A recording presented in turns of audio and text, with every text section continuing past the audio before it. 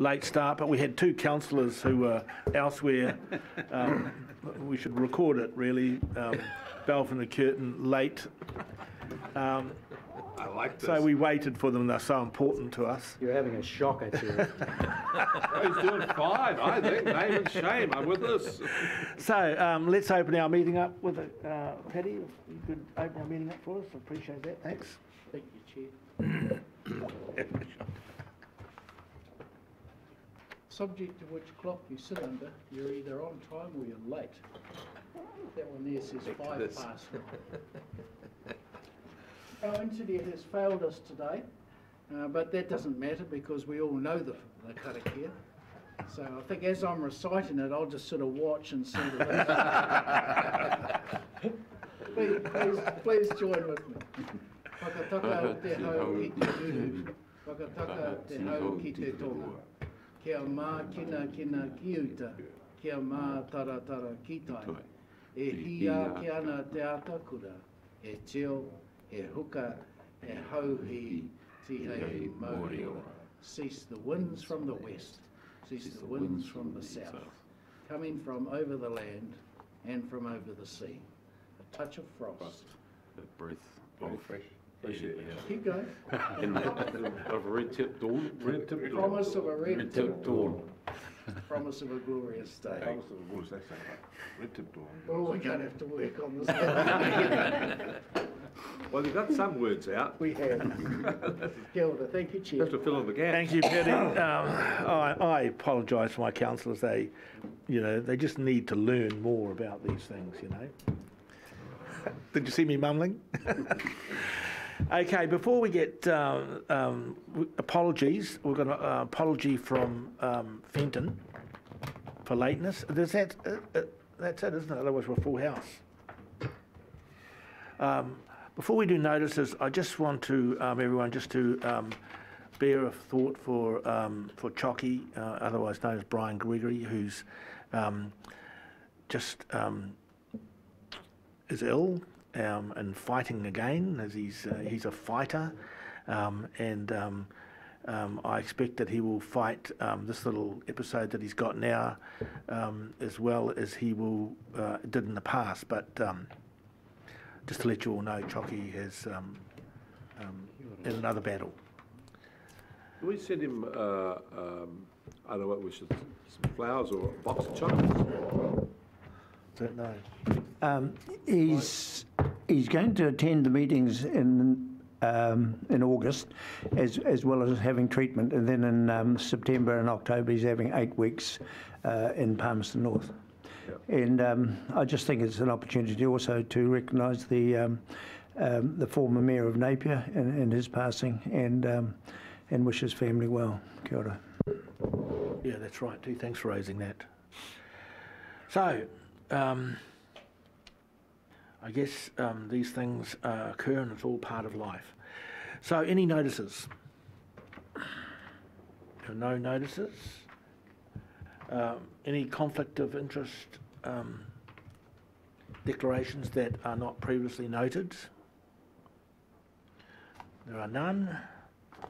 The confirmation of the minutes of the 26th of June, and they are substantial. Are there any corrections to those minutes? No corrections. Do we have a mover? Happy to move, Chief. Thank you, Paul. Seconder? Peter Bevan. Thank you, Peter. Yeah. All those in favour of receiving the minutes, the last meeting? Aye. Aye. They are received. We'll do the other minutes later.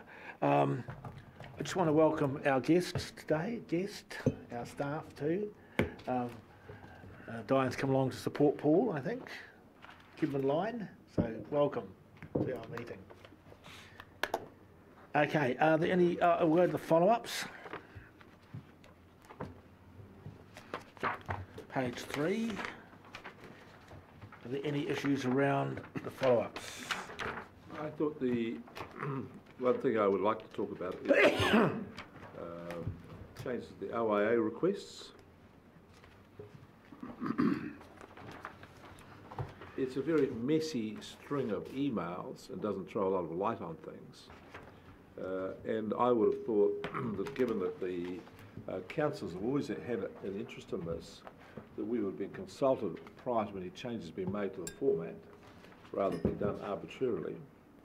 So that's, I think, is the first comment I make, and I just hope that in the future, when an issue like this comes up, then there is a conversation between councillors and officers, or at the very minimum, a conversation between the officers and the chair. The second thing I'd go on to is I think that we've gone a step too far. There is, and always has been, an interest in where these OIA requests come from. Like, I'm interested to know that Radio New Zealand is. And I don't see putting Radio New Zealand, not the reporter, on that is a breach of privacy. It's a piece of information I'm interested in. If it's the Hawke Bay today, I want HBD to be on there, so I know the source of it. It's not a breach of the privacy of Hawke Bay today, but I think to take the organisations out is an overreaction. And again, I'd come back to it. I cannot understand why we didn't have a conversation about this prior to this being done. Again, I read the emails twice last night, and I find it a very murky process. I'm not quite sure to this day how it all started, where it's got to. But I do have some sympathy for an individual ratepayer. Mary Bloggs wants to get some information, having Mary Bloggs' name on the thing.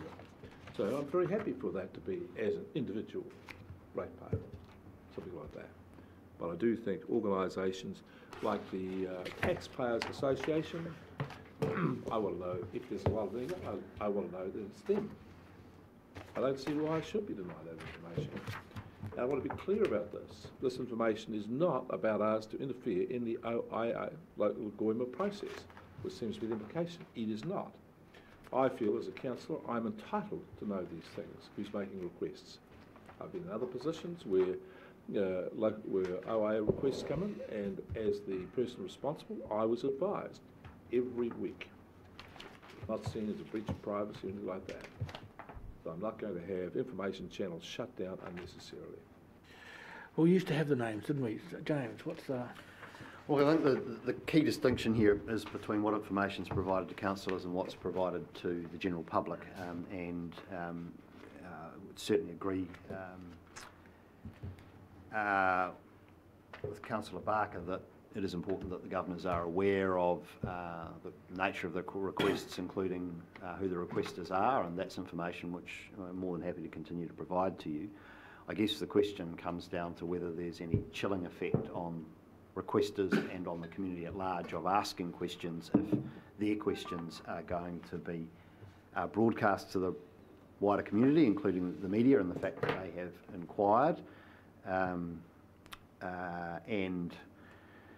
I think that sort of needs to be weighed against the cost that is incurred to the ratepayer from the processing of requests, and obviously if they are vexatious or of a substantive nature that requires a lot of work, there is a cost to both the council and to the ratepayer, and there's a public interest in knowing that, and you could argue an interest in knowing who is incurring that cost on the ratepayer. But I guess that is weighed against whether there's any chilling effect on it, and part of the issue I guess comes from not only just providing you with the information, but when it is provided and then there is subsequent discussion or debate around this table in relation to the request, it may make requesters feel like in requesting they're throwing themselves into a political realm, where there will be some discussion among elected members in public around the nature of their request. So it's a bit of a tightrope to walk, this one, and I don't think there's any hard and fast solution to it really. It's a balance of interests, and sure. Look, I agree that it's worth discussion, and I think in hindsight a discussion with you rather than unilaterally making the decision to change the practice would have been desirable. But here we are, and we do have an opportunity to have a discussion on it now. Well, not too much, but Tom and then Paul. Could I suggest that we simply have the report as we formally did, but have it simply not as part of this agenda paper. I mean, we get a weekly report, for example, on consent applications, resource consents. Why could we not just get a monthly report on OIA request with all information in the report, requester, the whole thing? And I don't see why it needs to be part of this agenda anyway. Yep, no, we can certainly do that. That's fine if that's the will of council. On the other hand, you know, I think you could argue that there is a public interest in the requests and given that it does incur staff time and cost in processing these, but it's a trade-off. So, Paul? I would suggest, like James, that there is a public interest. They do have an interest in knowing what requests have been made. I can also accept Councillor Barker's argument at the end of the day. If it's from an individual, then yes, we have a Privacy Act issue, in which case they can just be noted as an individual ratepayer. But corporations and groups and bodies are not treated as natural persons under the Privacy Act, in which case they have no right for their names to be removed. So the likes of Hawke's Bay Today, the Taxpayers Union, Fish and Game, Forest and Bird, Radio New Zealand, whoever it is, we have absolutely no obligation to remove their name from these things, and they should be included in there. The people should know who is asking these questions if it's an organisation. Peter? I'm actually completely agree with the point that Paul's just made. I think the public have an interest in this, they're paying for it. And all of the advice that is contained in this email string talks about requesters' names, not the organisations that they represent. So I think there's a very easy halfway house here, that we don't publish the names, but we do publish the organisations that are represented in these requests. And I would just add that I think there is interest in the OIA requests, and I'm still supportive of it coming to us on a monthly basis as part of this report, and that it be the organisations be identified, but individual ratepayers or individuals, they be just noted as an individual. And if a councillor wishes to know who the person is, then the councillor can make the request to you and get it on a private thing. I see that's the perfect thing. And I agree that if the Taxpayers Union is making a whole pile of requests, there's a public interest in knowing that. And I don't think the Taxpayers Union can expect to have privacy when they're asking for openness for themselves. No, that's clear. I don't think we need to have any more debate on this. I 100% support Paul's. I actually don't think anyone should be. I think everyone you write in, your name should be brave enough. But anyway, I think you've got a bit of a signal. We've got to steer. You've got to steer. Chair, on that, I mean, I'm interested in seeing who requested councillor trainer meeting attendance records, and I'd quite like to see that too. So we can provide that information to you directly. Chair, before we move on, I have just another follow-up addition to add, just in relation to item number 3 on the PAMPAC discharge pipe replacement.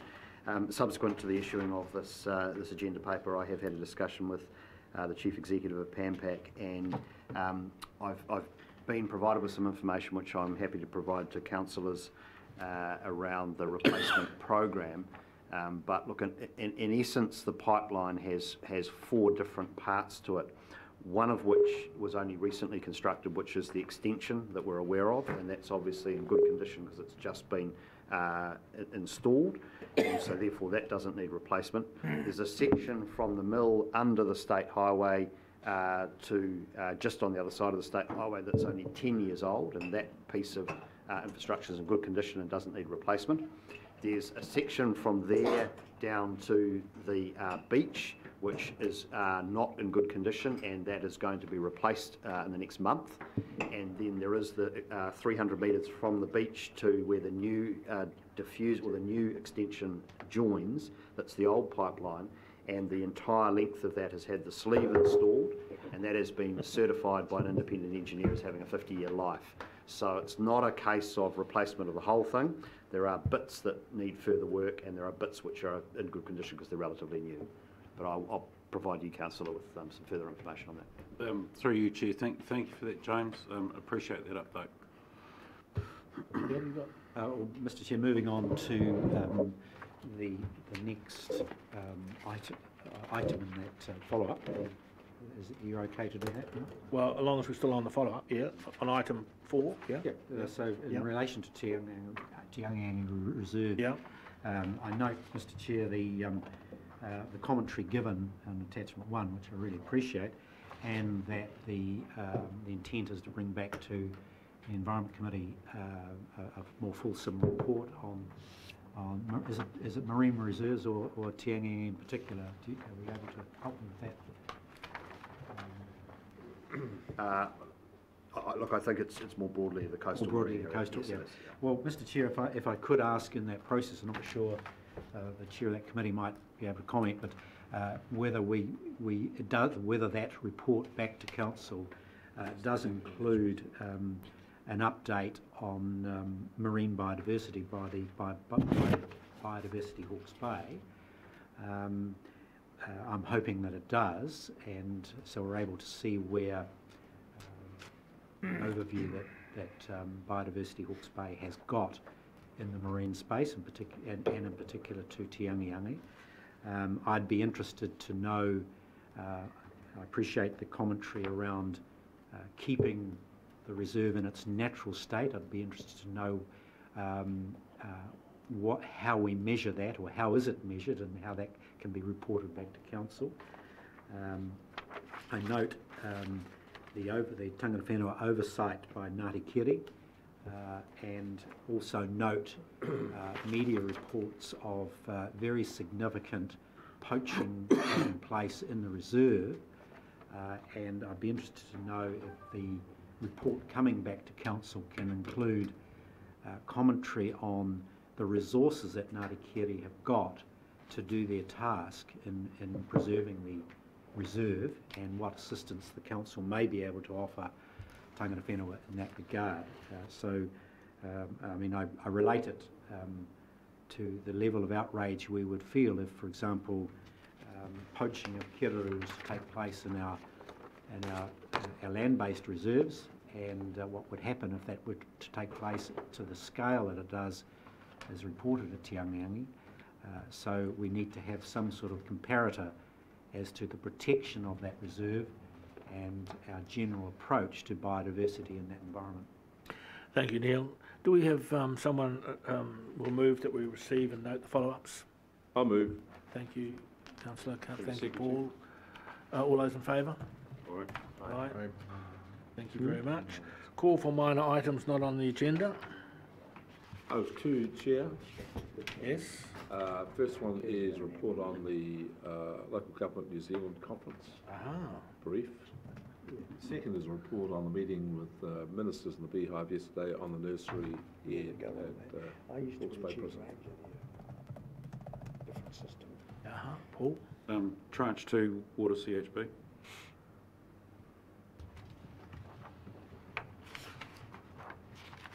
Yeah. Tom? CHBDC reporting. CHB DC, Central Hawke's Bay District Council reporting. Well, that's going to be interesting, Tom. Debbie? And I'll compliment Rick with the LGNZ one. Oh, okay. Rick and Debbie. Thank you. We'll deal with them. So, significant council or activities through August. Chair, we'll take this as read and happy to take any questions.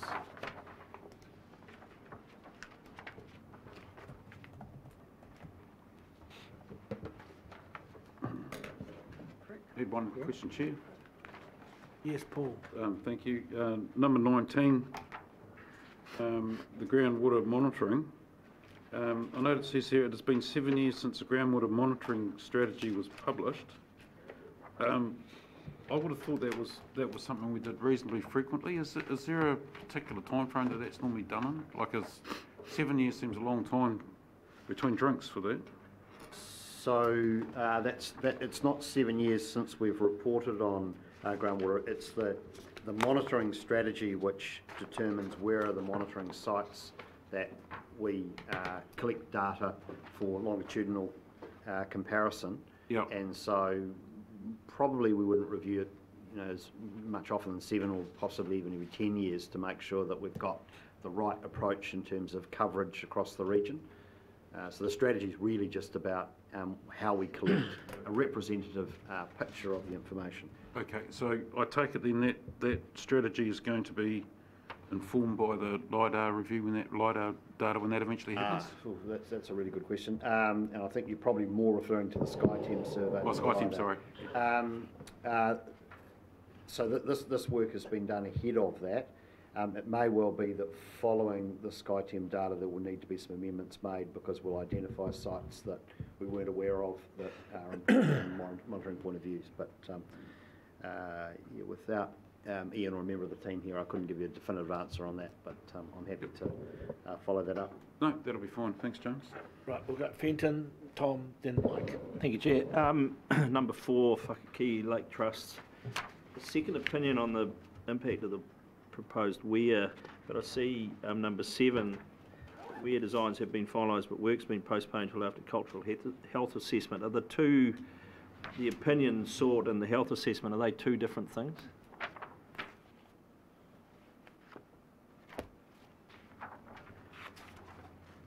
I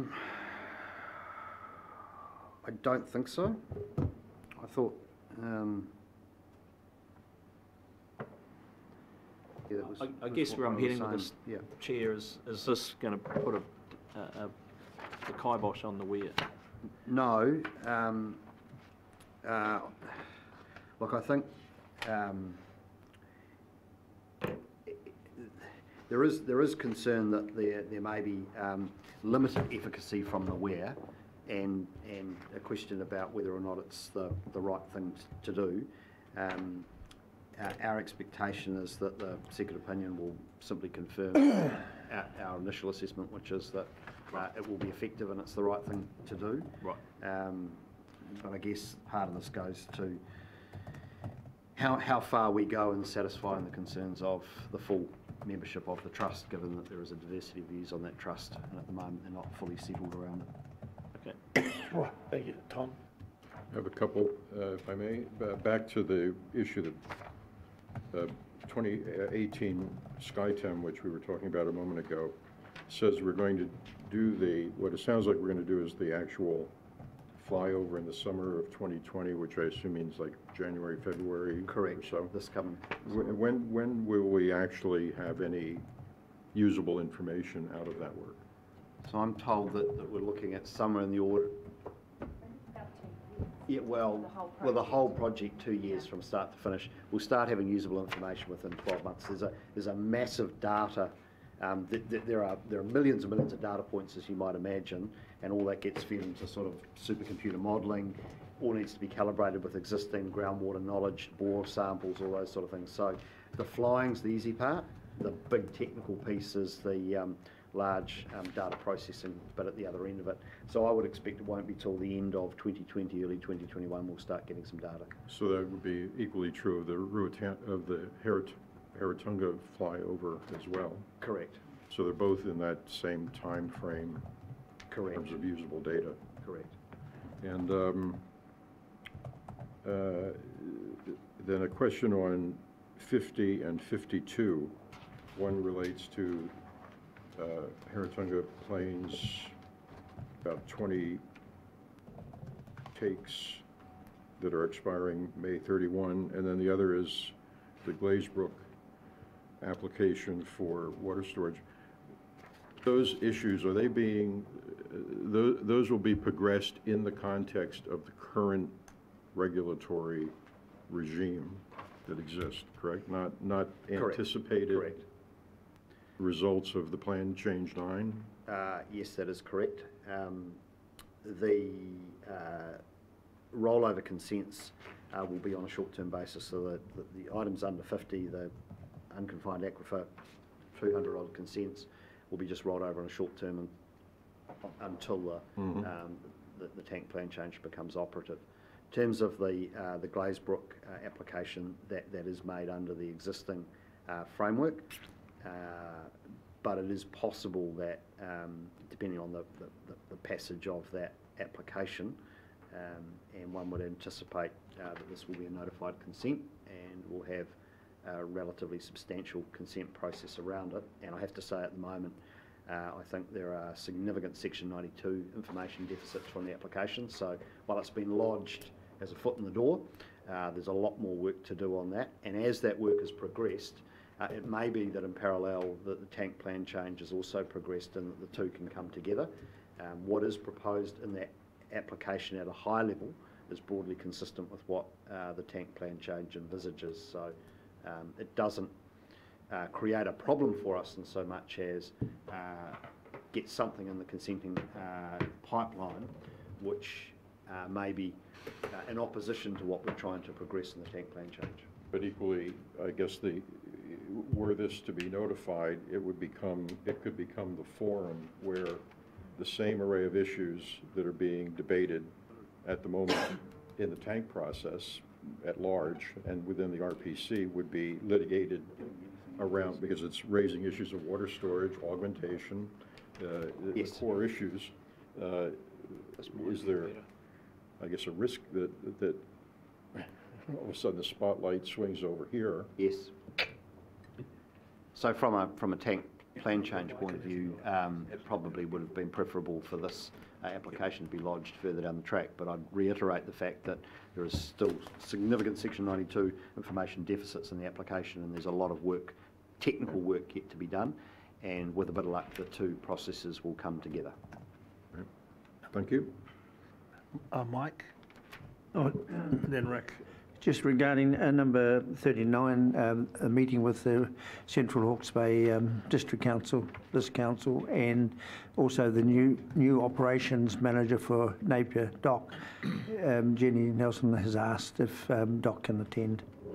So that would actually complement that earlier one from Councillor Curtin regarding Yangi as well. So look, I think it would be helpful if Doc were present. I'm meeting with Mrs Nelson-Smith on Monday morning, so I'll confirm. Just on that, I've had a discussion with Jenny, and so they are very keen to attend, and I'll issue an invitation. Neil, did you? Rick. Oh, Rick, sorry. You always forget me. Number 21, just a request is that I see we've got a riparian planting brochure to be completed by August to provide riparian shades, and I've been interested in for a long time. Will councillors get the opportunity to look at this for a critical assessment? No. We're kept in the shade. I would say this is an operational as opposed to a policy matter, but more than happy to circulate the brochure that's been prepared by the science team. Because the issue here is we do have a problem of a lack of shade on our waterways, particularly the Karamu, and we also have a policy of chopping down trees 10 or 15 metres back from the edge of the water, which the chairman is well aware of. These are contradictory things. So I want to see how we manage to resolve this technical issue, because shade is important. With the agreement of the chair of the NS committee, I would suggest that possibly we bring that forward for a discussion at that committee. I'd love to. That has to be done. It's a great contradiction. Paul. Thank you, Chair. Just following up from what Councillor Barker was talking about there, that was something that I had raised with me at a planting day that I was at, that there seems to be a contradiction in what the science staff are saying about the benefits of riparian planting, and then what the engineering staff are saying about how we manage those waterways. And what I'm concerned about is that if we're going around asking landowners to do all this work for us, and they go to one part of the council and get an okay, and they go to another part of the council and get stymied, that they're just going to hold their hands in there and walk away from it. So I want to be confident when this discussion comes back that the two parties have been talking to each other and have come to some agreement about how we deal. Yeah. We're aware of the issue. Yeah, so there's definitely a bit of tension in that, and that's positive tension. So, you know, some of the lopping activities are done for bank stability and other type issues. And also we're taking out some older trees that need to be managed and replacing them with native vegetation. So we want to work, you know, obviously with the biodiversity people to make sure all of those outcomes are managed, but there are some you know, some tension between how you manage and access a river and how we provide shade. So we'll do more work, but we need to work through that as an organisation. Which I totally get, Chris, and that's fine. Like you say, a bit of tension is sometimes healthy. My point is that if I was a landowner and I wanted to go and do something which I thought was positive for the environment, just doing a riparian strip on my block of dirt, or what over my fence line on a bit of HBRC creek, whatever it is. Yep.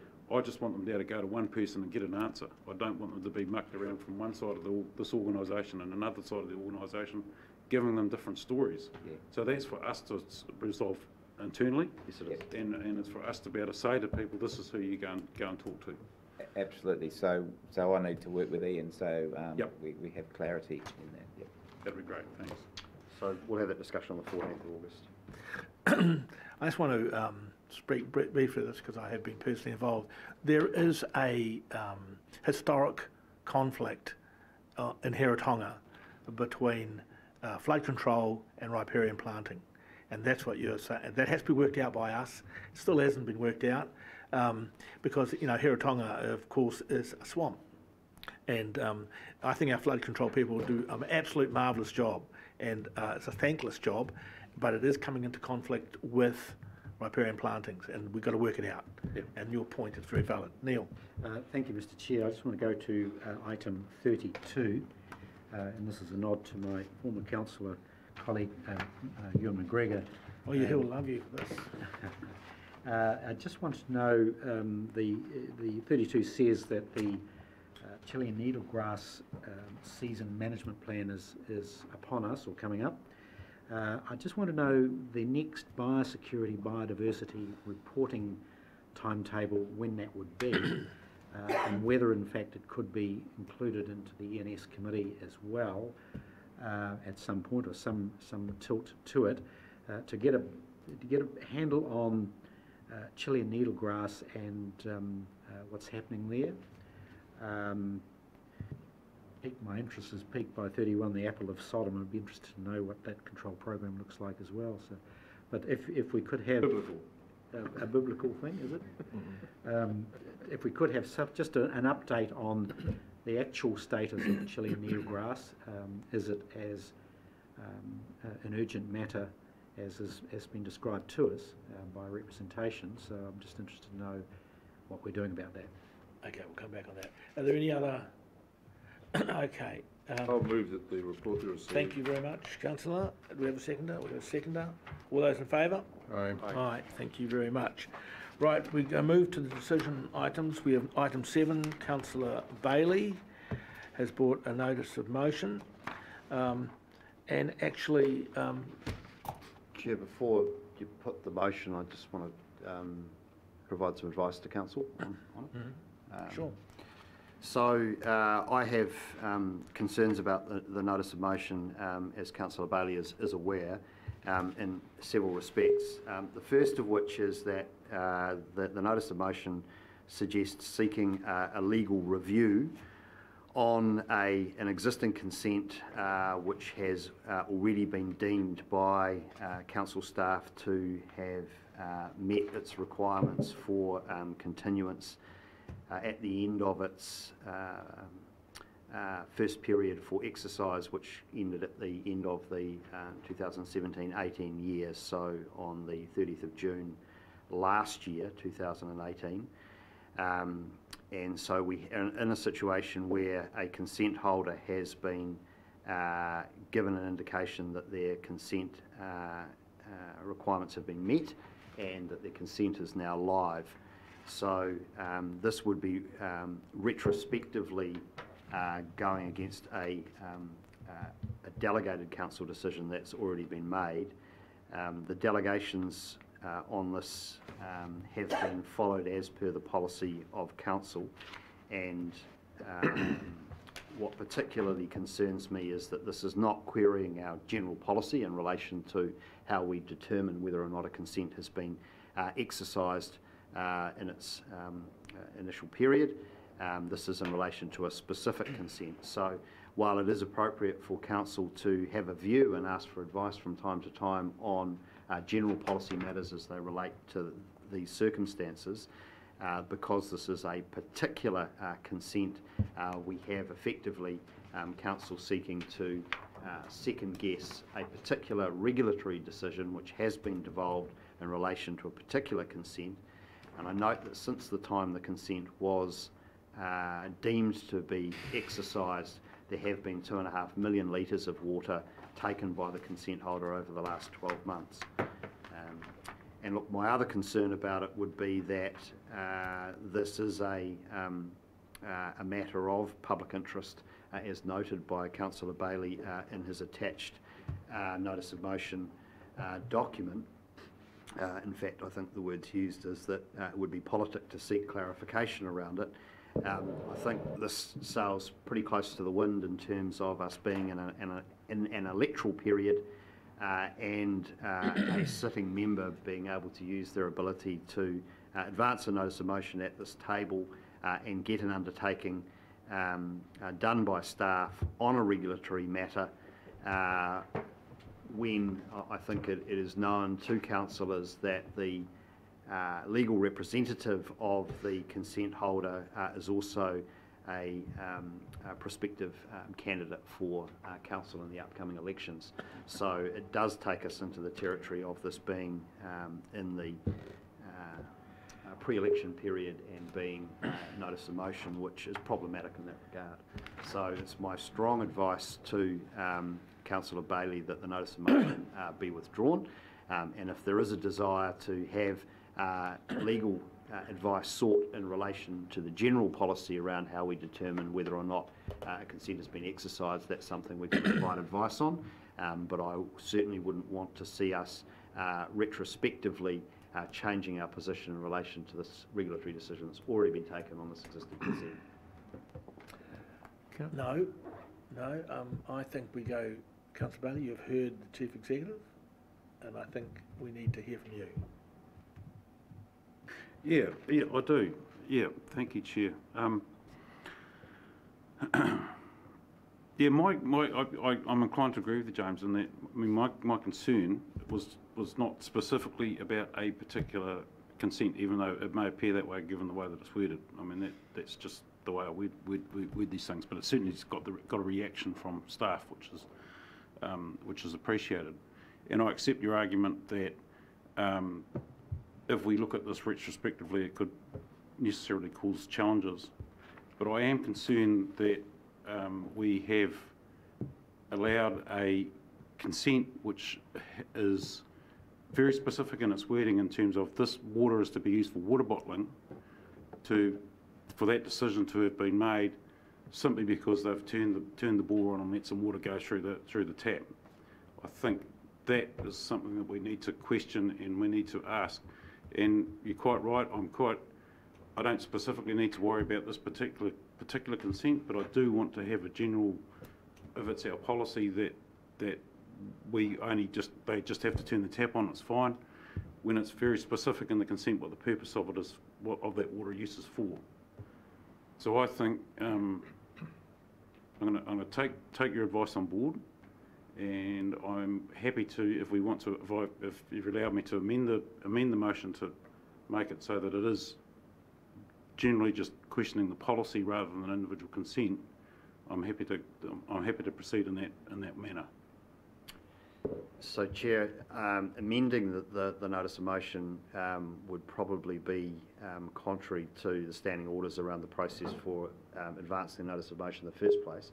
What I am prepared to do is just give an undertaking that we will seek advice around the general application of the policy in relation to how we deem a consent being exercised, including looking at the question of whether preparation for exercising a consent such as water bottling by turning a tap on to make sure the bore works and take some water samples, etc., is sufficient.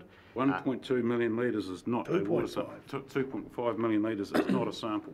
No, well that was what was done just prior to the expiry in May 2018. Was a small take, and as I understand it, it was testing of the bore and of the water.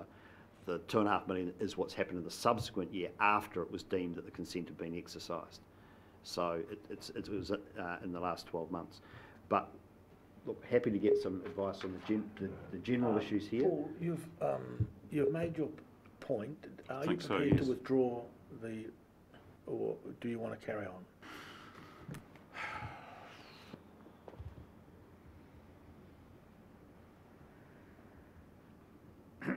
Can he think about that for a second? And Well, no, I don't think so. The normal motion is if he's going to proceed, he says, no, I proceed, and then you seek a seconder. That's right. And that's the test of it. This is a process. We all understand. This is not a. Yeah. This is not a. But his first option, he could withdraw. That's a, give him the option to withdraw. If he doesn't, he then Or says, no, move it proceed. and seek a seconder. Turn up here prepared. Yep.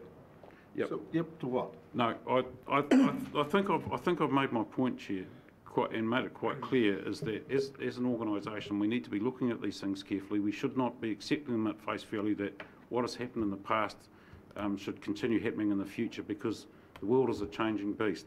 At the moment, this is a consent for 1 million cubic litres of water. It's enough it's enough water to come out of this particular consent to provide water for over 3,000 households in even April Hastings. And given the way that the Heritong Aquifer... Point of order, Chair. Either proceeds or cuts it short. Paul's getting to that. Yeah. Yeah. Do you withdraw? So there or do you is. seek a So seconder, I Paul? think it's really important that we look at these issues, and I'm quite happy to accept James's. And you'll James withdraw. Ricky, and I'm happy to withdraw. Yep. Thank you. Okay. Mr. Chairman, given that we've had this whole discussion outside the rules, there's a broader implication to what James has offered to do here, which I want to comment on, if I may. Yes. No. No. there's He's a- withdrawn. We're over. Well, Mr. Chairman, We're on to item 8. Mr. The Chairman, handling of consents, unused water consents, broadly on the Heritonga Plains is a big central issue in a debate we're having with our regional planning committee. That's right. As to how these consents get applied or don't get applied, and we're serious about actual water use on the Heritonga Plains. Absolutely. So if Big we're going to issue. seek legal counsel We're not. on the issue, the broader issue here is, under what circumstances can this council go to an existing consent holder and say, you're not using your water the way you said you would use the water, therefore we're calling this in, or we're accelerating the review of your consent, Tom. which is a big It's a big issue, deal. but it's not So part of- is that what we're going to examine? That's all I'm asking. Are we going to take the, No. The issue that I was proposing to look into is a much more narrow issue of the typically 5-year period in which somebody needs to exercise a consent, and what do they need to have done in relation to the activity for which the consent has been which will granted. not be nearly to as helpful satisfy as to the major issues on the table at the a moment. much broader set of issues we're working through the tank plan charge. Yep. Yeah, and no, Peter, we can't. He's withdrawn. We've already had a couple of illicit illicit debates. He's withdrawn, so we're moving on. Tom's right. This is a huge issue, and I'm really pleased that Paul has raised it. And but he has withdrawn, so we are moving to item 8. Mr. Chairman, he may well have withdrawn it, but I mean, he's provided information here, and I'm curious. I accept the matters of principle that James has expounded, and that they are paramount, but I'd like to know which bore this is. Is this the one on the foreshore? Yeah. It's the one down at Awatoto. On the foreshore. On the foreshore. And it does raise the huge issue that Tom's raised about consent generically, that Tank's getting its head around, and this is a consent for water bottling, hasn't done any water bottling. But the other point... Chair, I've had my hand up the I entire know, time. I know, but- You've allowed all of these other comments. I know, but he just burst And I in. haven't had an opportunity to say anything, and I'd like to. No, I'm sorry, Peter. I know you haven't. You've been decent and a gentleman, and Alan bloody burst in there. But we are not. We're moving to item 8. He has What kind of withdrawn. lesson is that to you? We are moving to... Can I retrospectively add a small Yeah, go. item? Only because I like you. What do you want to say, Peter? Water bottling. Oh, no. We're not going to talk about water bottling. We're moving to item 8, report from the recommendations of the Regional Planning Committee. Holy mackerel. Am I having a shocker, Neil? You're having a shock. You've missed the actual biggest point of this. Sorry? The whole of this discussion has missed the biggest point of this, is a constitutional issue here. Oh, we're not going to get into the Constitution, I No, reckon. no, I'm just telling you, there's a really important constitutional issue here. But you can't allow it because you didn't allow Peter to raise this issue. He got his point out, don't you worry. He got his point out. Okay, item 8. Who's reporting on item 8? I can. Here. Oh, I've just thank you. taken Chris's seat. Thank you. So this is just an update from the Regional Planning Committee. There are essentially 3 major items on that agenda. One was to make Plan Change 5 operative, and Gavin and I had taken the committee through that in quite some detail. The other was the tank plan change, and obviously as a consequence of the deferral of the decision making around that item, we are having, we've had one subgroup workshop which was held Thursday last week, and we have another one tomorrow. And the outstanding water bodies plan change, the recommendations were discussed at the RPC. There was some debate over the options, and we landed on an option which was essentially palatable to everybody. Now, I will just highlight that the list of outstanding water bodies, which is on your page 29, is incorrect. There was a subsequent follow-up email to highlight that fact. That listed the previous 43 water bodies, which it should have been the 38, and you should have received a further amendment with the correct table. So in the actual paper itself, that is incorrect and should be deleted.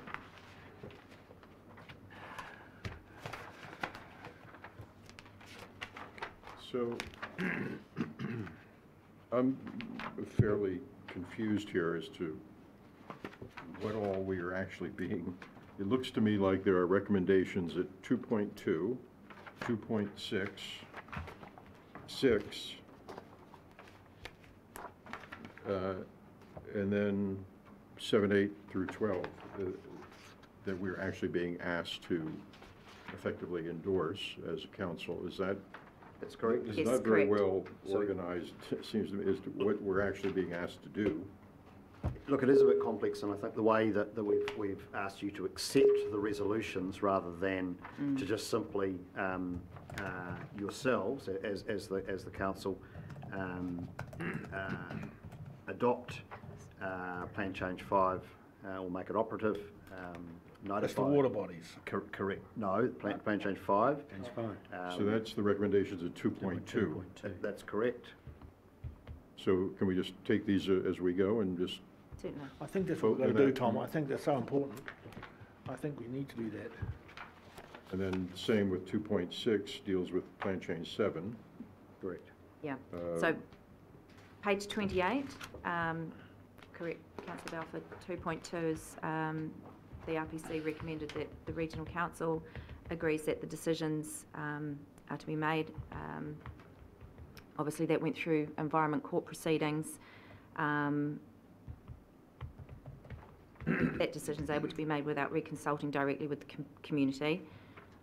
That was 2.1. Chair, can I just suggest that from 2 to 2.9 are effectively noting recommendations from what's been recommended from the RPC. So just adopting those, the substantive decisions are 3 to 5 in relation to Plan Change 5. So that's making up. What about 2.2.2? That's replicated effectively in 3 to 5, and that's why it's confusing, because you've got a whole section there which is accepting the recommendations of the committee, and then you go on and then actually accept it by agreeing by council. Yeah, that's right. Okay. So, Chair, I think we can easily do 1 and 2 in entirety. That's the significance, and receive and accept the recommendations. Okay. Oh, I'm happy to move in that direction, Chair. So we are moving recommendations 1 and 2 in their entirety. To 2.9, up to there. 2.9. I'm happy to second, Chair.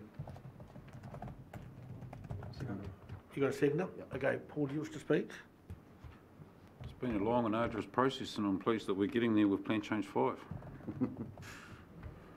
This one's been going since before I was on council.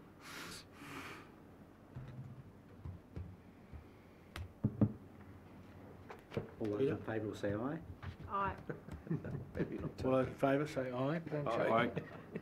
Freshwater management, aye. Okay, we've done that. Mr Chair, I'll move recommendations 3, 4 and 5. I second it. And second it? Second that. No, Debbie seconded it. Do you wish to speak? Oh, no, just as it's been a long and arduous journey. Just Chair, I suppose just a question of clarification on that. Because that's actually the council making the decision and not we're just not accepting the report, does that need a resolution around it not being a significant engagement, or does that?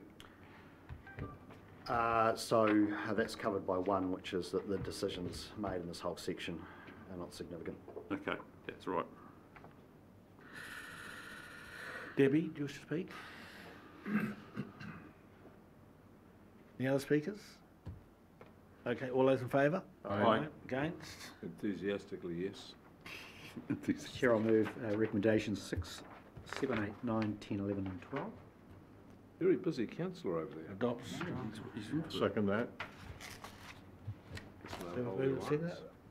Arduous journey, was It's been it? a long and arduous journey, Mr Chair. Tom? Very arduous. Arduous journey.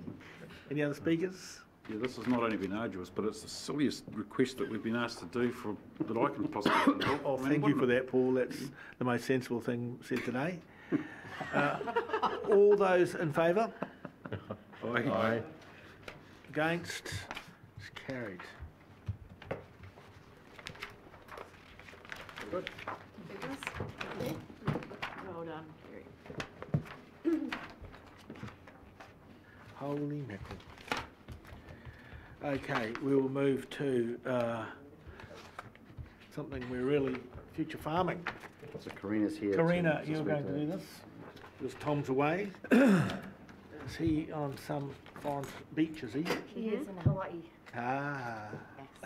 Yeah. He sends his best regards. I bet he does. And he's thinking of us. Thinking of us, yes. He'll be watching this on Facebook, I'm sure. Good morning, thank you. So just a very brief history of where we've come to. So the Future Farming Initiative was established as part of the Long-Term Plan 2018-28. It's as council, we're funding it for 3 years. It's an initiative that is, if you look at 5.1 there, to make Hawke's Bay farming the pride of our entire community, shine a light on the region's existing and emerging expertise, etc., etc. So an establishment working group was set up in October 2018, and the primary goals of that establishment working group was to set up the mission and vision, the scope of activities and work programme for the permanent entity to then take over. So the working group has achieved its goals, and in May and June of this year we then went through a process whereby we looked at the permanent entity and the best solution for that, and a charitable trust is what was agreed, and we've been working with Simpson Grierson on setting that up. So as part of that permanent entity, we had a recruitment process for trustees to come forward, and I think it's fair to say that we had an incredibly high calibre of applications for that. We had a selection committee agreed as part of the working group to go through all of the applicants, to shortlist them down to 12. We had 8 trustee positions available. And so each of those 12 shortlisted went through quite a robust interview process, and then the 8 preferred candidates were then contacted and accepted places as trustees. As part of our trust deed, which is attached for your information, it's in draft format at the moment, given recognition of Hawke's Bay Regional Council's funding and also involvement in this, the Simpson Grierson have also put in 7.3.1, but if you have a look at points number 10, they've put in room for a council appointee, a councillor from regional council as an appointee. So that would be member number 9 of the trust board. This has gone through the other 8 successful applicants, and they're all very much aware of the council appointee. The trust deed has the full information around that, but the summary in there with regards to, you know, the advantages of having a councillor appointee, but that appointee cannot be chair or deputy chair of the trust. So the purpose of this paper today was to give a brief kind of a history, the timeline of that, but also then to appoint that councillor representative, because next week we have our inaugural meeting of the Future Farming Charitable Trust, where we will have all 9 trustees come together, sign the trust deed, the incorporated documents, etc. We will be having a public launch at a later stage, and at that point then we will be divulging the names of the trustees. If anybody at the table here would like to know the names, very happy to email them through to you separately, but we will be having a public launch. Thank you, Karina. Are there any questions? Let's just keep it to questions at the moment. If there's no questions, Debbie's got a question. Oh, Debbie, sorry. Is the councillor appointed trustee being paid? No. No, there's none of the trustees are being paid at this stage. Do they get credit cards? Don't get Lamborghinis either. That's the point. So there's 2 parts to this, isn't it? We today we need to appoint. We need to accept this paper, but we need to also appoint a interim trustee. Correct. Peter. So I'm happy to move the recommendations, Chair, and I would like in 3 to have Tom Belford as the council-appointed person to that trust. I'll second that. You'll second it. Thank you, Rick.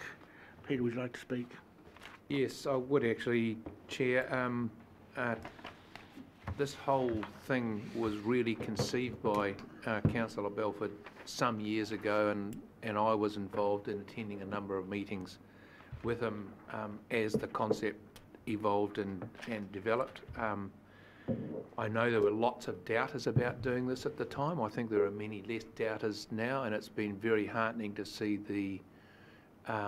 the uptake from the farming community and the quality of the other people who have become trustees in this trust.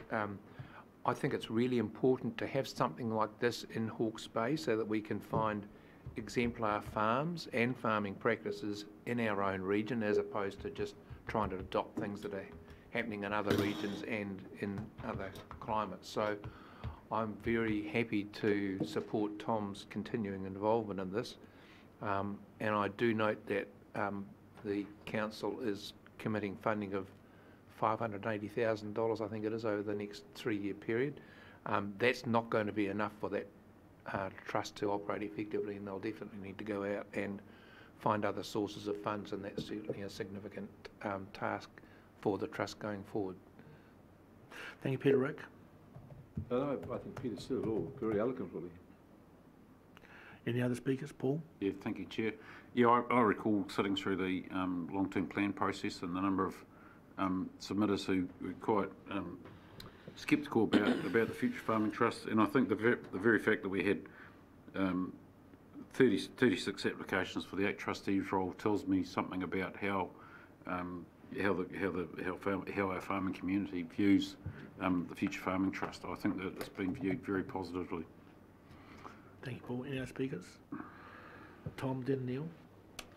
With the agreement of the mover and seconder, I would like to add a number 5 to to the recommendations, the 5 would be simply words to the effect that we would thank the individuals who served on the establishment working group for the contribution they've made, as well as the new trustees of the trust.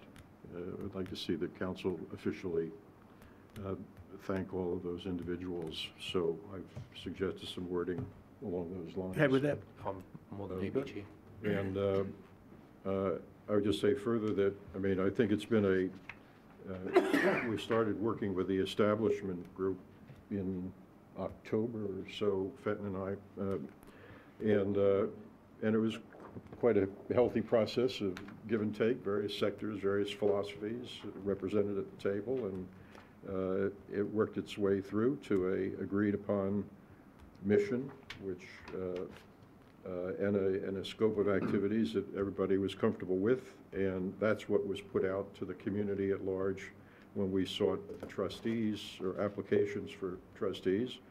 As was noted, we got a very good response to that, and Fenton and I and a few others sat on that selection committee, and we're very pleased with the caliber. I think I can speak, Fenton can add if he wishes, to the folks who raised their hands. So I think we have a good start here. Thank you, Tom. Neil? Well, thank you, Mr. Chair. I think it's timely to acknowledge Councillor Wilson's role in the establishment phase, and I imagine that his presence has actually added significantly to the conservative end of the spectrum in terms of farming and bringing a number of stakeholders to the party. It just goes to show that the northern end of the council table is performing very well. Thank you. Self-praise.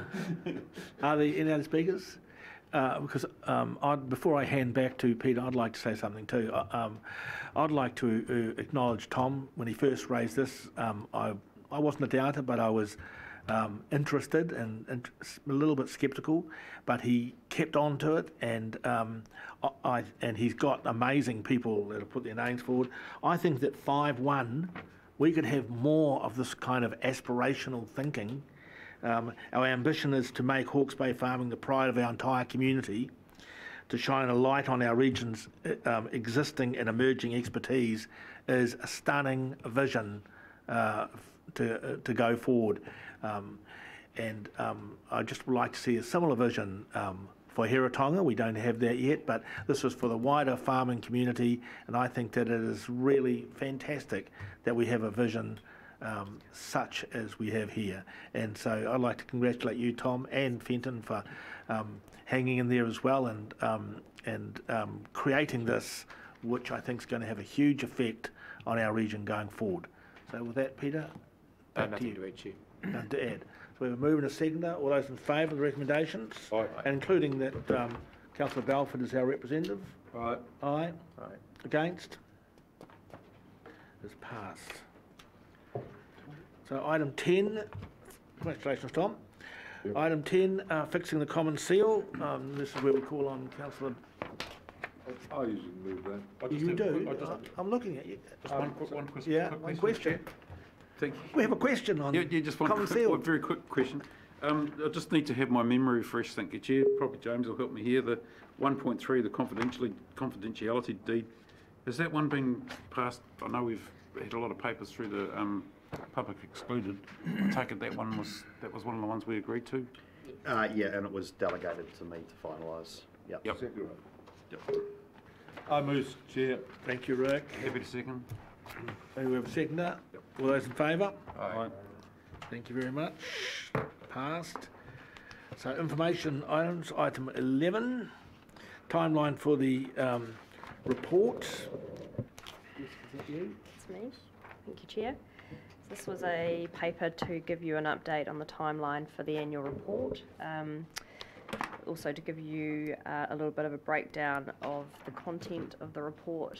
The most significant issue, I guess, that we're just finalising at the moment is the receipt of Napier Port's financials. As you'll be aware, last year was the first year they produced special purpose accounts to 30 June, which aligns with our financial year end, so that was certainly the preference of Audit New Zealand, that we receive accounts from up to 30 June. However, disclosing financial information within our consolidated financial statements, which we need to adopt and publish before the 31st of October, provides some challenges to the port in terms of the publication of financial information to the majority shareholder and not to all investors. That's predetermining that they will be listed on the NZX by this time. So we're just working with Audit New Zealand to confirm the approach this year. HBRIC and myself have concluded that probably the best approach is to revert to 31 March financial statements for the port. So it's not preferable from an Audit New Zealand perspective because there is potential for materiality within the 3 months beyond 31st of March. But the IFRS rules do allow for it. So Stephen Lucy is going to meet with the Auditor General and the Office of the Auditor General, and will come back to us to confirm if that approach is acceptable.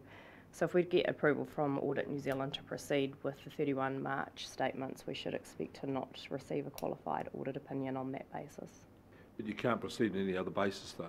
You can't, I mean, just, this is becoming a nonsense. We've got two different sets of views about this. So Audit New Zealand want us to have the most up-to-date information, which means we would have information as a shareholder, which other shareholders would not. That's right. Which the Financial Markets Authority would say is completely wrong. So they would have to disclose the financial information to all investors, so they have to make an additional disclosure outside of reporting timeline. So it's impractical to do so. So we've I just want to say 31 March is the most obvious logical conclusion to come to. Let's just get out of this. Any other questions? That was quite a question. That was statement of expertise. But. Yeah, well, of course. So this is this a challenge that's going to come up for us every year with our annual report, or is this just? Well, we're hoping to get advice and approval from the Office of the Auditor General that it's appropriate for us to continue to receive 31 March accounts. So if we get that agreement this year, then we should be not have to revisit this issue annually on an ongoing basis. Because the company would be the port company will be putting out quarterly reports at any rate, won't they? In which case, 6 monthly. Sorry? 6 monthly. 6 monthly. March. Yeah. Okay. Right. So their 6 months is 31 March, so it aligns with their 6 month. Yep. Any other question on the timeline? Are we happy with the report? Your move? Pretty self-explanatory. Second up. Benton. You've already spoken. So happy just to say aye. Okay. All those in favour? Aye. Aye. Against? Chair, before we move on, and just while we're on financial reporting matters, can I just ask Shash to come up to the front and just introduce to you all councillors Shash, who's the new CFO. So he's replaced Manton, and I'll just perhaps ask him to just take a couple of minutes to introduce himself. He'll be obviously engaging with you all on an ongoing basis going forward, certainly the new council, around all the financial matters of council. So my name is Shash Dave, most recent addition to Aotearoa, arriving most recently from Phoenix, Arizona. Very excited to be part of the team. Very different weather patterns between Phoenix and here. Professionally, for the past 17 years, I've been working primarily in risk management related roles, sort of financial risk management. So I've had private sector experience only in the range of companies, Fortune 100, now Fortune 50 to Fortune 500 organizations, companies like Cigna, companies like ON Semiconductor, so a range of experience from healthcare to manufacturing, primarily working on risk management, risk financing type programs. So for example, for Cigna, I was in charge of global risk financing programs, exceeding a total of about $750 million of risk across 34 countries and about 39,000 employees. So prior to that, I was with a multitude of smaller firms working in risk consulting and risk financing type roles. So definitely not a traditional accounting background for a CFO, but very excited to learn a lot more about local government, a lot more about how things work, and sort of excited to get my sleeves rolled up and get into the financial reporting and statements and how I can add value to this very economically thriving region. From a personal standpoint, my personal values align very closely to the region's values. My partner and I, our personal values aligns very closely to the country's values, which is why we both made a decision to move, relocate ourselves to New Zealand. Wow. Wow. So that's the interesting thing I was going to ask you. So what brings you to Hawke's Bay? It was a conscious decision to come to New Zealand. So it was a conscious decision for my partner. So my partner accepted a role in Gisborne at the Gisborne DHB. Yeah. And I, like any dutiful husband, agreed and followed my better half to Gisborne. And this role was the perfect opportunity for me because it very closely aligned with my values. And where will you live, Gisborne or here? So during the week, I'm living here. Yeah. On weekends, I drive home to be with my partner. You said learn how the thing works. Can you give us a thing, when you find out how it works, can you come back and There's a few mystified people around here too. I might have been a bit too overambitious in making that statement. Fenton. Have you had any IPO experience? I have not had an IPO experience, but I have worked for a startup organization that is very, the entire purpose of the organization was to go public. So I've had very hands-on experience with not sort of book building and transactional components of it, but sort of putting the bones together of a financial risk management system. Thank you. We do have more water than Phoenix, at least for now. Yes. And what's your knowledge of rugby? Have you got that sorted out yet? I have not, so a lot to learn. That's true. Please don't hold that against me. No, it's all right. Well, welcome. Thank you. I think you'll. James has been saying how marvellous you are, and I think he was right. So we'll see whether. Give me about 6 months, 12 months, a little bit longer perhaps, before you make a judgment. So yeah, welcome to Hawke's Bay, and welcome to the Hawke's Bay Regional Council. Thank you. We look forward to working with you. Yeah, same here. Thanks for having me. Okay. You say your name Shasha. Shash. Shash. S-H-A-S-H. Shash. Shash. Davay. What hapu was he? Shash.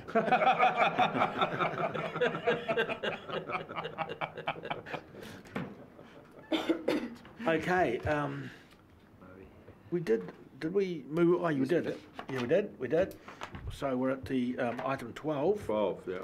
Which is, Alan, are you impressed how we're charging along? Sorry? Are you impressed how we're charging along with this? I'm going to get a tick from the corner. I'm flabbergasted. You've been very half an hour ago. Can't keep up. So item 12, local government. Oh, yeah, we're all finding out how much money we earn here. I'll move and and accept the report. And how much money other people earn was quite interesting, wasn't it?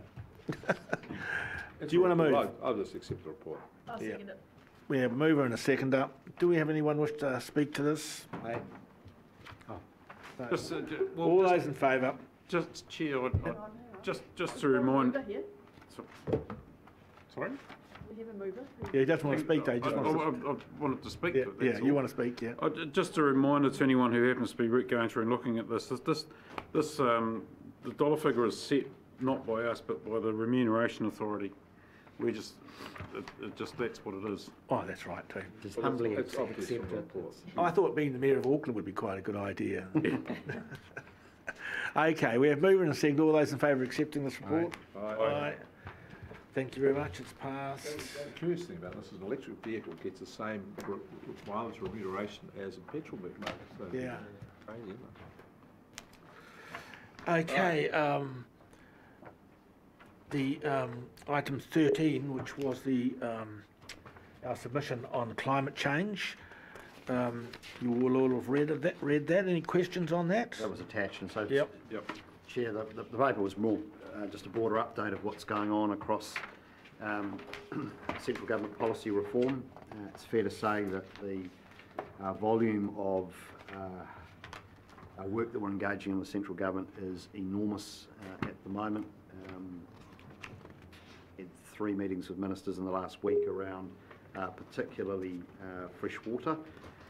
And we do understand this afternoon at 6 p.m. the government's Three Waters regulatory reform cabinet decisions, which obviously arose from the Havelock North water crisis, will be released. And so we haven't been given an advance copy of that, but we anticipate that it will be placing greater requirements on ourselves and the territorial authorities in terms of the management of drinking water, and particularly around self-supplies as well as municipal supplies. So we'll provide the detailed information to you following the release of that paper this evening. But there's lots on, and it's soaking up an awful lot of staff time engaging with the government's policy reform package. Brendan? So just through you, Chair, I went to a public meeting in Wairoa on their wastewater consent submission, which is pending. I'm not saying anything, that was a public meeting.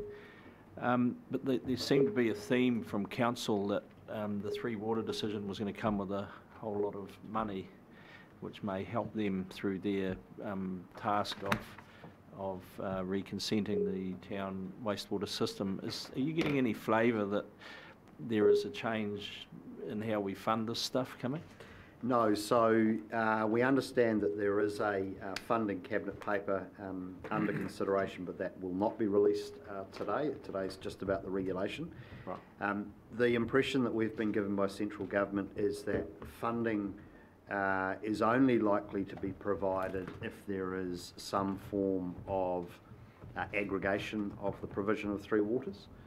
And so I think the reality for the Wairoa District Council is that if they want funding assistance around the upgrade of all of their Three Waters infrastructure, they're likely to need to combine their services with other councils in the region or more broadly.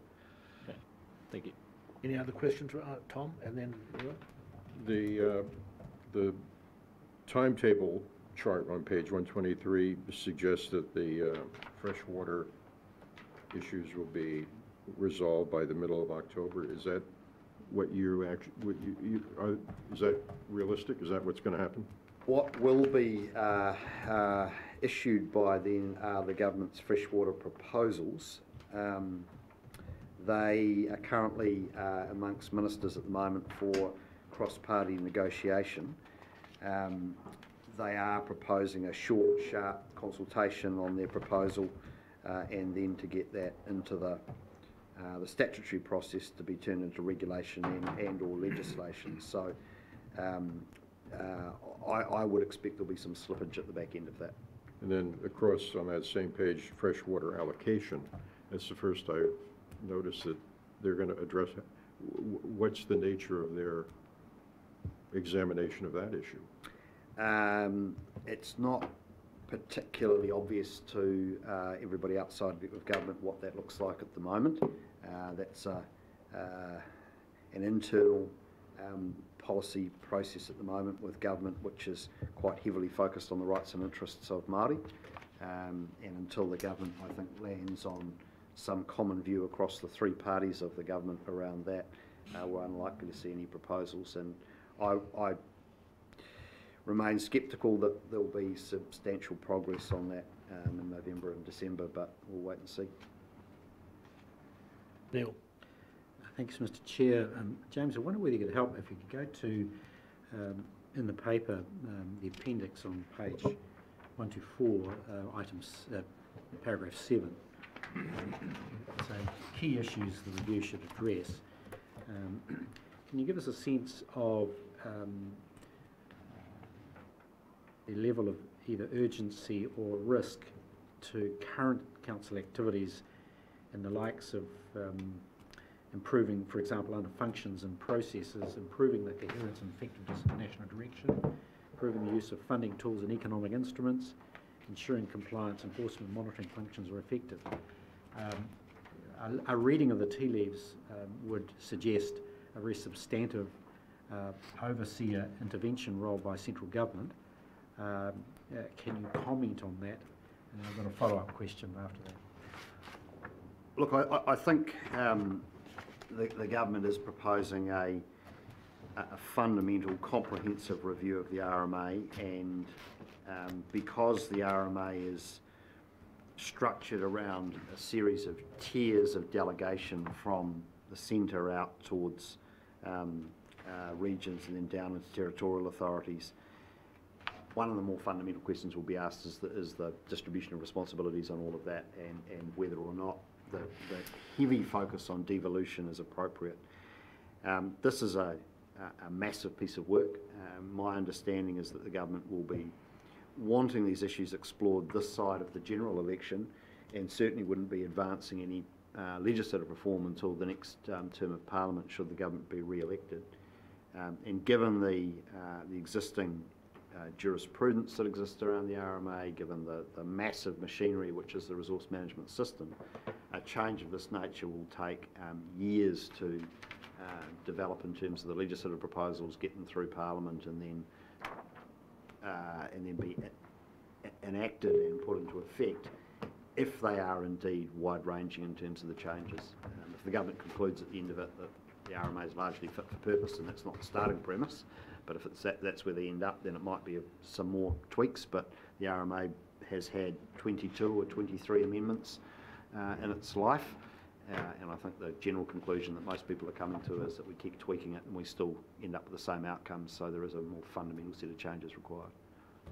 Other question? Allow me, Mr. Chair, just if we can come at that issue in another direction, is there a substantive move to centralise a number of RMA stroke environmental functions and infrastructure functions, and I'm particularly attracted to the last section around institutions? Are we likely to see a step change in the way those functions are administered, either centrally or regionally? So on the previous page, the Programme of National Direction it is in of itself an expression of a much greater degree of central government direction of RMA decision making, and a reduction in the degree of discretion that communities have. And to give you an example of that, in the freshwater space, we've been doing plans relatively open-ended in terms of what is required, and you can think about the tank plan change being developed with largely a blank sheet of paper. Where we think we'll be in 12 months' time is that there'll be prescription around stock exclusion, winter cropping, nitrogen caps. There will be national bottom lines for nitrogen and phosphorus that are tougher than there are at the moment. There'll be sediment national bottom lines. So there'll be a whole level of prescription that will take away discretion from regions and local communities, and therefore will have centralised. In terms of the administrative apparatus, tonight's Cabinet paper will give us some signals about whether we're going to see a stronger regulatory body around drinking water, and that may herald a stronger regulatory role at the centre for all three waters, although the expectation that I have is that we'll see, again, more regulation prescribed, but the actual enforcement of that will still sit with regional councils. The only area where there has been a shift towards the centre has been around the creation of an RMA compliance and enforcement function within the Environmental Protection Authority, and that still remains a relatively modest undertaking with, I think, a budget of about $500,000 a year or something like that, and they're still trying to work out where they might intervene in the practices of current councils around compliance and monitoring. So I think the direction of travel is simply more prescription, less discretion for us, but still remaining with institutions such as regional councils and territorial authorities doing most of the heavy lifting on the ground. Thank you. Chair, I move the report be received. Thank you, Councillor. That's a really important question you asked there, Neil. Thank you. Do you have a second? Neil, will you second? Do you wish to speak? Do you wish to speak further? Tom? Yes, in raising this issue originally of having getting a report like this, because we had some abortive efforts to discuss this at the Environment Committee meeting. I also had in mind that we would be getting some picture of the funding side. This is a summation sort of the policy initiatives from central government that might affect our business. Is there anywhere in this building a whiteboard that shows here are all the pots of money that might be available or tappable by this council to pursue the various objectives we have? I mean, I'm sure our individual senior managers are entrepreneurial and scanning the waterfront. We've done well so far in certainly our provincial growth fund aspirations, but it just seems to me that there is almost, weekly, I pick up Farmers Weekly or something and see there's a new fund that has, blah, blah, blah, $25 million in it for something or other. And just worries me that, are we really, is somebody responsible for looking at all of that and making sure that we are as aggressive as we could be in chasing it? So look, the answer is no in terms of that. I wanted him to say yes, but he said it's not the case. So no, there isn't a whiteboard. No, there isn't a single sheet of paper, and there's not a single person. We have got a high degree of awareness of what is available, and I think it would be a useful exercise to pull that together into a consolidated picture. So we'll get that done and reported through to a council committee in due course.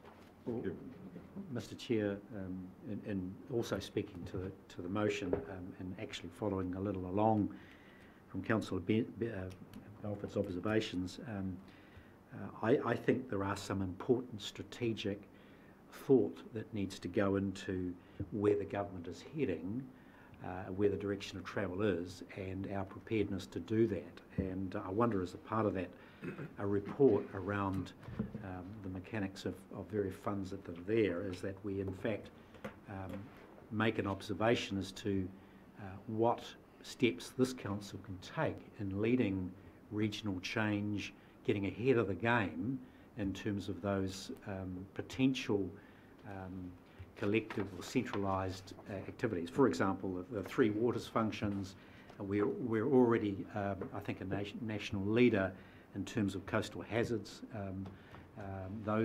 but particularly around climate change. I note in the report a focus on climate change, and I'm thinking, in fact, the region, instead of being dictated to and told how and where we will do things, I think there is an opportunity to be ahead of the game and be thinking about our regional structures that can meet the challenge without being dictated to by those far superior beings from Wellington. So I wonder whether that could in fact be a part of that report back, that we have potential structures that the council could promote and consider over the next period of time while this process is underway. Thank you, Neil. We're moving back to you for the final comment. You're the mover, aren't you? I'm what to have the closing. Thank you. Floor is yours. Thank you, and Chair. It's 2 minutes past smoko time, remember. Well, I've sat quietly here most of it, and time been ignored by the Chair, the rest of it. Now I've got your attention. I do want to say a couple You're heading a shocker. The first thing is that the first thing is just on comment in response to Councillor Belford. To have a whiteboard with a clear outline of all what's available there would imply that central government has a coherent plan of this and we're going to respond to it. I don't think that's the case. I think a number of these decisions are made on as they go and aren't as particularly coordinated as they would do. So I think for us to have a very clear, coherent picture would be really problematic to get hold of. In response to Neil's point about us having a clearer picture and being ahead of the game and to avoid being dictated to from Wellington, I don't think that's an issue for a council meeting. I think that's an issue for us to have as a council planning session where we're at the Green Shed or somewhere like that. And I would note that the Chief Executive spends, in my opinion, an inordinate amount of time in Wellington attending a range of meetings. The Chair and I have discussed this, and whilst it actually puts a bit of a strain on our organisation because we want him here to be doing good works for us, it is enormous benefit to us to have James doing what he's doing. They like to pick his brain for good reasons, and we can well understand it. So I think as a council we're actually really well engaged at that level. What we haven't got is a view about what we're going to do and what initiative is going to make. And I would see this as being something we would come to a discussion after the election. We've got a new council formed, and central to that, in my view, would be the single issue which drives us all is climate change. And we should have a plan for ourselves of what we're going to do for ourselves, knowing that what the central government's intentions are. And that's the way in which we can be well ahead of the game, to be, use your phrase, ahead of the curve, not be dictated to. We can do that. I think that's where we're in. If we're going to do that, we can lead on a number of things. You've noted that we are leaders in the coastal hazards. It's true. I think we're also leaders in other areas as well, but we shouldn't stop on that. We should be leaders on everything. And I just think that's a discussion for us at the beginning of the next, I would say after the election. I think we should be looking at having a meeting on November, December, and it should be that big picture stuff as to what we're going to lead on, that for the next 3 years. And then bearing in mind that we've got a fabulous resource in the Chief Executive, and we're running it pretty thin at the moment, so we can't ask him to do a lot more, in my view. So there's a balancing act to do here. Good report. I think it's good starters. And the thing I like about it is everybody's keen to go and do stuff, which I really enjoy. Thank you, Rick. So we are moving and second. All those in favour of accepting the recommendation? Aye. Aye. Carried. Thank you very much. Time for a cup of tea. Exactly right. Right.